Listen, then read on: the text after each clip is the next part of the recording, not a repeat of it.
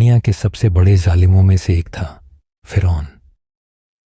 وہ صرف بادشاہ نہیں تھا بلکہ لوگوں کو دھوکے میں رکھ کر خود کو خدا کہلواتا تھا۔ لیکن اللہ نے اس کے مقابلے کے لیے بھیجا اپنا نبی حضرت موسیٰ علیہ السلام۔ آج ہم آپ کو سنائیں گے فرعون اور موسیٰ کی سچی اور عبرت انگیز کہانی۔ مصر پر اس وقت فرعون کی حکومت تھی۔ اس نے اعلان کر رکھا تھا، میں ہی تمہارا سب سے بڑا خدا ہوں۔ جو اس کا ویرودھ کرتا وہ قید یا قتل کر دیا جاتا۔ اس کے ڈر سے لوگ مجبوری میں سجدہ کرتے۔ ایک دن اس کے خوابیوں نے بتایا کہ بنی اسرائیل سے ایک لڑکا پیدا ہوگا جو تیرا تخت پلٹ دے گا۔ یہ سن کر فرعون نے حکم دیا، ہر نوجات لڑکے کو قتل کر دیا جائے۔ لیکن اللہ کی تدبیر، موسیٰ علیہ السلام کا جنم ہوا۔ ان کی ماں نے ڈرتے ڈرتے انہیں ایک ٹوکری میں رکھا اور نیل ندی میں بہا دیا۔ اللہ کا کرشمہ دیکھیے، وہی ٹوکری فرعون کے محل پہنچی۔ فرعون کی بیوی آسیہ جو نیک اور ایمان والی عورت تھیں، انہوں نے کہا، یہ بچہ ہماری آنکھوں کی ٹھنڈک ہے۔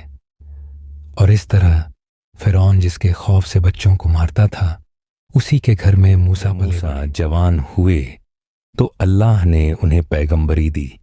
اللہ نے کہا، جاؤ اور فرعون کو سچائی بتاؤ کہ صرف میں ہی خدا ہوں۔ موسیٰ اور ان کے بھائی ہارون گئے اور کہا، ہم اللہ کے پیغمبر ہیں، لوگوں کو آزاد کرو اور اللہ کی عبادت کرو۔ لیکن فرعون ہنس پڑا اور بولا، تمہارا اللہ کون ہے؟ میں ہی تمہارا سب سے بڑا خدا ہوں۔ اللہ نے موسیٰ کو چمتکار دیے۔ جب انہوں نے لاٹھی زمین پر ڈالی تو وہ اجگر بن گئی۔ ان کا ہاتھ روشنی کی طرح چمک اٹھا۔ لیکن فرعون نے کہا، یہ سب جادو ہے۔ اللہ نے مصر پر طوفان، ٹڈیاں، کیڑے مکوڑے، خون اور کڑے عذاب بھیجے۔ ہر بار فرعون وعدہ کرتا، ٹھیک ہے میں مانتا ہوں، لیکن جیسے ہی عذاب ہٹتا وہ پھر اپنے وعدے۔ اللہ نے حکم دیا، موسیٰ اپنی قوم کو لے کر مصر سے نکل جاؤ۔ موسیٰ بنی اسرائیل کو لے کر نیل ندی کی طرف بڑھے۔ پیچھے فرعون اپنی بڑی فوج کے ساتھ پہنچ گیا۔ لوگ ڈر گئے، اب تو موت طے ہے۔ موسیٰ نے کہا، ہرگز نہیں، میرے ساتھ میرا رب ہے، وہ مجھے راستہ دکھائے گا۔ موسیٰ نے لاٹھی دریا پر ماری اور اللہ کا کرشمہ ہوا۔